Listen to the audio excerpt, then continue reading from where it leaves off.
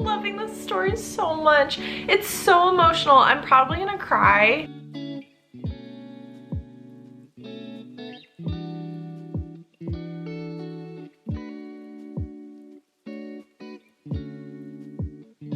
Just incredible. This book is so good. I highly, highly recommend, not just for the Asian Readathon or AAPI month, like, read this book. It is so beautiful. This is a very highly anticipated book for me, which makes me very nervy. Hello my friends, welcome back to my channel. My name is Tori. If you're new, I'm so happy that you're here. This is going to be a weekend reading vlog. We're gonna call it a weekend reading vlog. It might spill over into Monday, Tuesday, depending. Honey, you've got a big storm coming. Because I have two chunkier books that I'm trying to get through. But this weekend reading vlog is going to be dedicated to the Asian Readathon that is happening the entire month of May. This is a readathon that's hosted by With Cindy. I will leave her channel linked in the description box below. And it's to celebrate Asian authors and also, I think, in recognition or in tandem with AAPI month.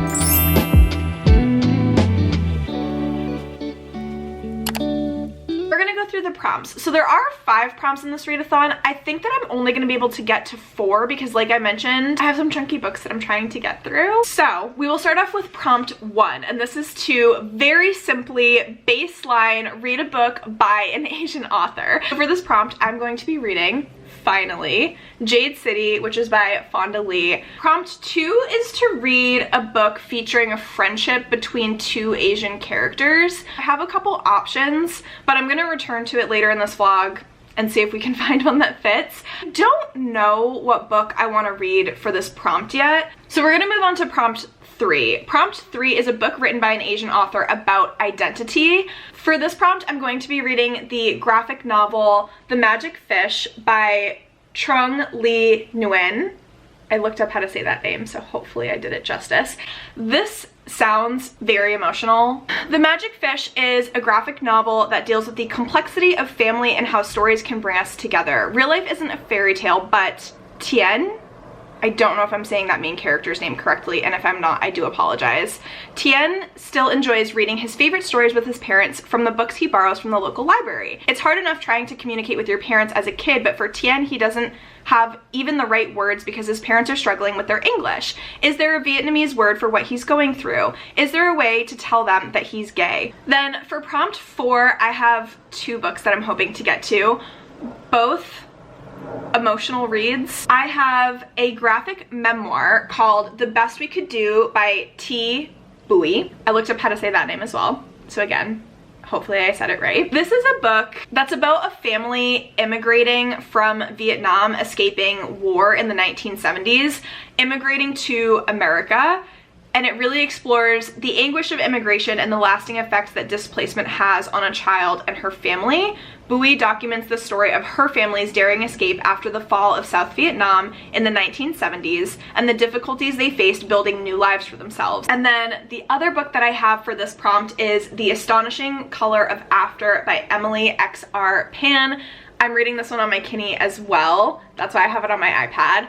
This cover is beautiful, and so I just needed to show it. This is a young adult contemporary book. It does have magical realism in it, and it has mental illness representation as well. This book is about Lee Chen Sanders. She's absolutely certain about one thing. When her mother died by suicide, she turned into a bird. Lee, who is half Asian, half white, travels to Taiwan to meet her maternal grandparents for the first time. There, she is determined to find her mother, the bird. In her search, she winds up chasing after ghosts, uncovering family secrets, and forging a new relationship with her grandparents. As she grieves, she must try to reconcile the fact that on the same day she kissed her best friend and longtime secret crush, Axel, her mother was taking her own life. Alternating between real and magic, past and present, friendship and romance, hope and despair, The Astonishing Color of After is a novel about finding oneself through family history, art, grief, and love. Let's get into reading. I think I'm gonna start with one of my graphic novels, and I will update when I've read something. Before we get into the reading portion of this reading vlog, I would love to thank the sponsor of this video, which is the oodie. We love a cozy reading vlog on this channel, and the oodie robe completely elevated the coziness level of my reading experience. The oodie kindly sent me a robe to try, so massive thank you to them. My robe is the coffee oodie robe in size small/medium. I especially love the cuffed sleeves so that when I'm reading or making coffee, my sleeves aren't getting in the way. Think wearable blanket robe edition. You can use my code TORIBETWEENPAGES35 for $35 off any purchase with the oodie, and it's going to be linked in the description box below as well. Now let's get into reading.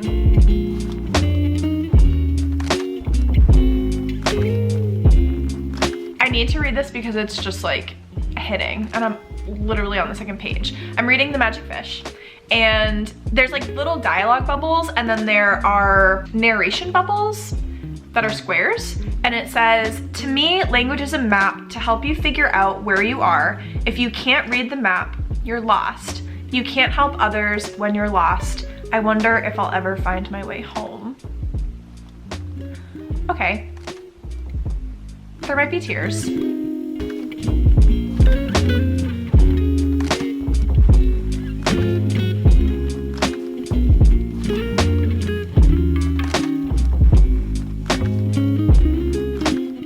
I'm a little bit over halfway in The Magic Fish. I am loving this story so much. It's so emotional. I'm probably gonna cry at the end. I've been like teary-eyed so far that I just like, I know that the tears are on their way.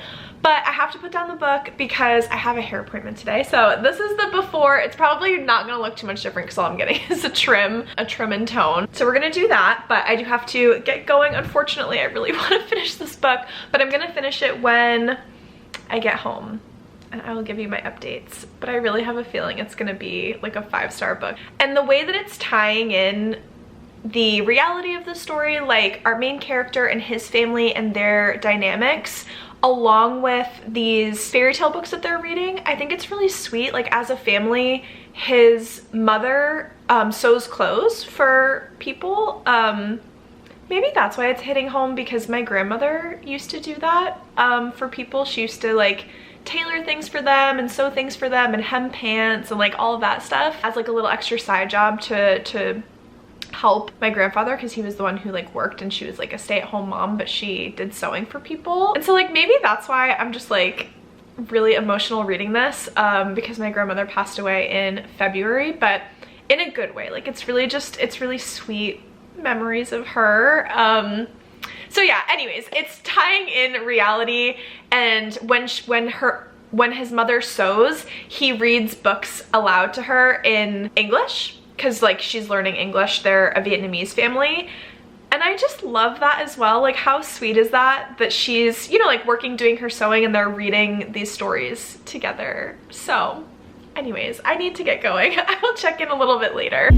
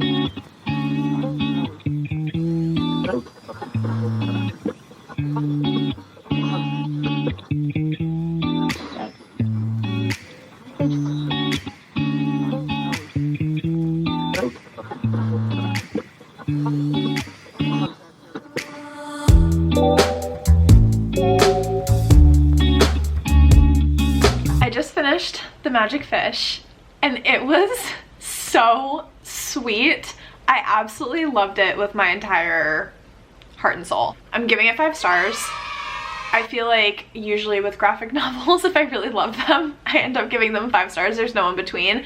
But this was 5 stars. The story was beautiful. I thought that the illustration style really added so much to the story. And what I also really appreciated, beside the fact that the family dynamic was just very enlightening but also very sweet, it showed how the mother was really torn between coming to America and doing what was best for her family, but she felt like she was changing, and that was kind of at war with her Vietnamese identity, and she felt like she was leaving her family behind in Vietnam, even though she, you know, had her son and her husband in America. Like, that was really beautiful. Talking about the identity piece and her son's like sexuality, tears, and I'm just speechless. It was so good. If you're looking for a book to read for the Asian readathon, just to add a graphic novel that's going to be really emotionally impactful and just very enlightening to maybe a person's experience that's very different from your own, highly recommend this book. I can't recommend it enough, actually. So I'm about to fill out my journal spread just with some quick notes and my thoughts on this book. And then I think what I'm going to do next, after I go for a run and make dinner, I'm going to start The Astonishing Color of After.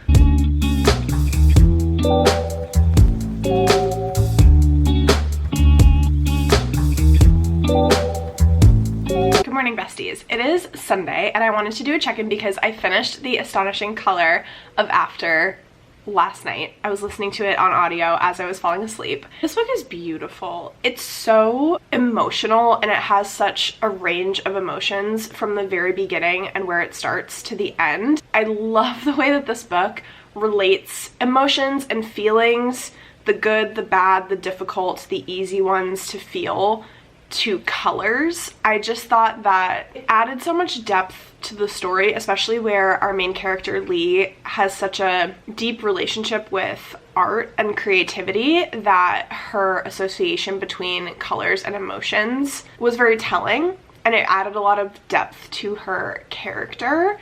And then also her exploring the relationship between her and her mother and all the things that were hidden from her, basically, about her mother's life while her mom was alive, and then her going to Taiwan to be able to have a little bit of self-discovery, I guess, but also to discover and learn about her mother was just incredible. This book is so good. I highly recommend, not just for the Asian Readathon or AAPI month, like, read this book. It is so beautiful. It really reminded me of Starfish by Akemi Dawn Brown. Similar writing style, similar depth of emotions and difficult relationships or complicated relationships with family. It also really reminded me of Mary H.K. Choi's books as well, for all of the like character dynamics and things like that. So if you liked Starfish or if you liked anything written by Mary H.K. Choi, I think that you would really enjoy The Astonishing Color of After. I also have another book. It came in a fairy loot box by Emily X.R. Pan called, I think it's called An Arrow to the Moon. I might have that title slightly off though. I'll try to pop up a picture. And I just didn't know anything about it, but I kept it and it's still on my shelves because it's a really gorgeous book. I am very interested in picking that up now because I love Emily X.R. Pan's writing so much. So that being said, I think the next book that I'm going to pick up is the graphic memoir, The Best We Could Do. Unrelated to this vlog, I do need to read a little bit more of Bloodmarked, which I'm reading kind of in the background. And so I do want to pick up Jade City, but I want to pick up Jade City when I'm done with Bloodmarked because I feel like two pretty heavy, like detail-oriented fantasy books would just be too much for my little brain.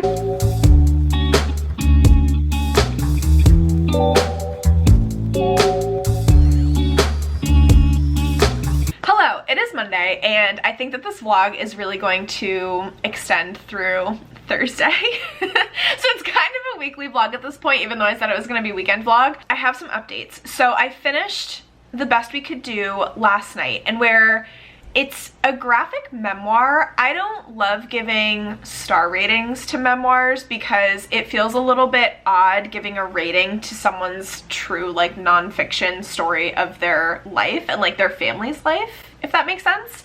So I'm not going to give it a rating. However, I am so grateful that I decided to pick that book up, and I highly recommend reading it. Again, not only for the Asian Readathon, not only to celebrate AAPI month, read it. It is incredible. It's a very heavy story. It's a family who has very complex dynamics because they have a very complex family history, and it's a family where each individual has been through their own individual hardships, but also as a family that was immigrating to the United States during the Vietnam War, which was also a very, very complex time. It's a lot to process, and there were times when it was a little confusing because the author did an excellent job explaining not only her family's history, but what was going on in Vietnam and then like North and South Vietnam at the time is extremely relevant to how her parents and her grandparents grew up. It was basically a time where they were never settled. They were always very fluid. Everything was constantly moving because there was a lot of conflict, and a lot of conflict not only in the area that they were living, but within the families themselves. I've never read a graphic novel memoir before, but I read the author's note at the beginning of the book, and she said that this was how she felt it was the best way to go about telling her and her family's story. And I think that it added so much to the stories that she was telling,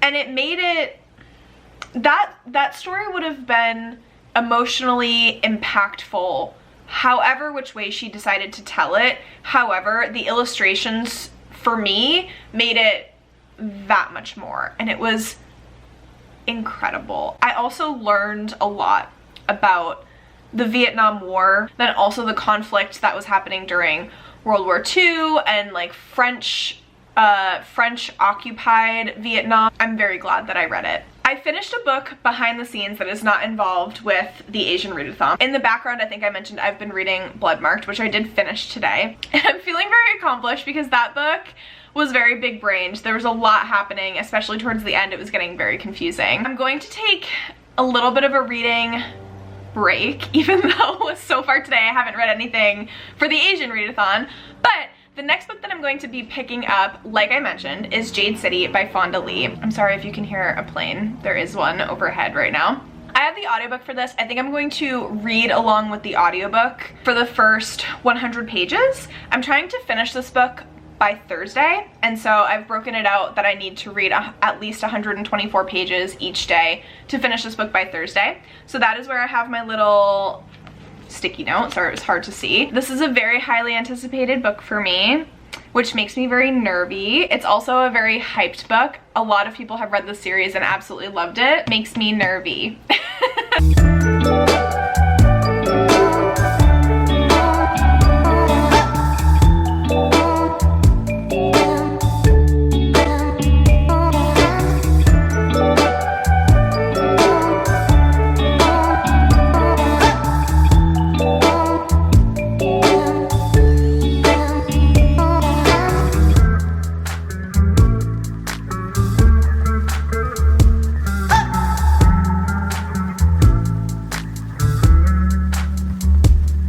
Hi besties. So yesterday I did hit my page goal of 124 pages for Jade City, and then I just started my next section for today. I have some thoughts, but I will say I don't feel super emotionally attached to any of the characters so far because I feel like we've gotten a lot of information, as you typically do within the first like 100 to 150 pages of a high fantasy book series. So it's been a lot of information, but I don't feel like it's been too overwhelming. The piece that's been a little bit more overwhelming for this book for me has been just the sheer amount of characters that there are. It took me some time to get used to the naming conventions because we have this family, which is the Call family, And as a sign of respect, a lot of people refer to anyone in the Call family as Call Jen. And that was confusing at first because I was like, who are they talking about? There's so many different Call characters. I need you to give me their name, please. Like, be specific. But I feel like I'm getting my bearings a little more. I'm hoping that by page maybe 200, I'll really have a good grasp of what's going on. The vibes are vibing. I mean, this book was pitched as an urban gang fantasy, but in talking to a couple of my friends who have read this series, they've really described it as if you like old school mafia movies and like mob movies like The Godfather and stuff like that, that's the vibes that this gives, except it's set more in like an Asian country setting. I totally agree. It is very old school mob, mafia, like dressing in suits. There are businesses that are affiliated and tied in with these gangs. That being said, we did get a little spicy scene so far in the book, which I was not expecting at all, but that was pretty stunning. I hope we get more of it because I really liked the way that it was written and I loved the characters that it was between. So that was fun. The audiobook has also been really great.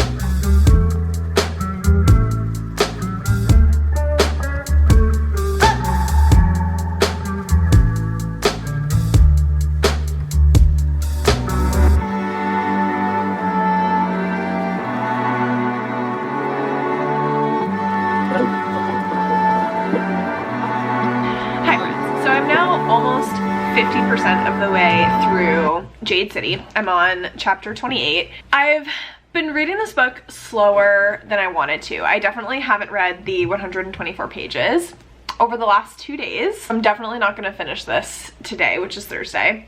I'm having trouble figuring out how I feel about this book because I think what's going on in the story is interesting. I think it's moving very slowly now that I think about it. I don't love the pacing of the story, and then I also don't think that I'm in love with the writing style, because what I think is supposed to happen in this book that's not happening for me is that the reader is supposed to feel very connected with the characters, and I don't feel that way. Like, I like them.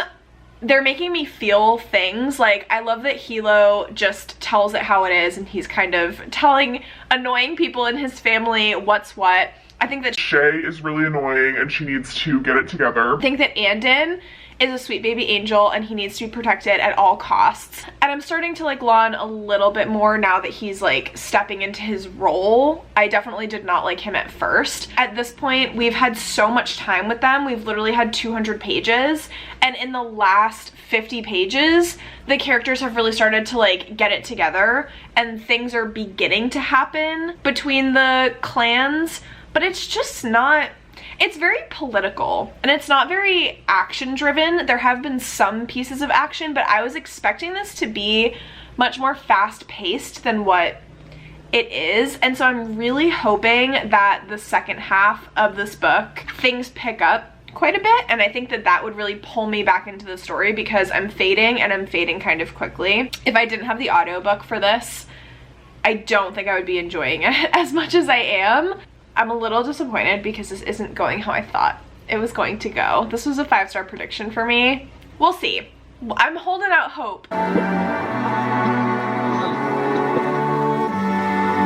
Hello friends. I wish I was coming to you with better news, but I have kind of a final update on Jade City. So I've made it to 60% through the book. I will say with what happened at this point, I'm getting more into it, but I feel like I haven't been into this book until I reached like 58 to 60%. This book was a bit of a letdown for me, and I'm not DNFing it. I'm kind of soft DNFing it because I'm realizing that this book is putting me into a reading slump and it's making me just not want to read anything. I've been reading this book for about a week and I'm just continuously losing more and more motivation to return to it, unfortunately. So that's really unfortunate, and I'm so sorry if this is your favorite book. Please don't literally hate me. I get so nervous to say things like that, but I'm just really struggling at this point in time. And I feel like I just need to switch to something else to get my reading mojo back before I feel good about returning to this. But that being said, I have had so much stinking fun during this Asian readathon reading vlog. Absolutely through the end of the month, I'm going to continue reading from Asian authors, and not just in the month of May for AAPI month and for the Asian readathon month, but throughout the entire year. It's one of my goals every single year to continue reading from diverse authors. So I hope that you enjoyed this reading vlog. If you did, please be sure to give it a big thumbs up, subscribe to my channel. If you participated in the Asian readathon, please let me know in the comments down below, what are some of your favorite Asian authors? I always am looking for additional books and authors to add to my want to read list on Goodreads. I have all of my other socials linked down below as well. Thank you so much for watching, and I'll see you in my next one.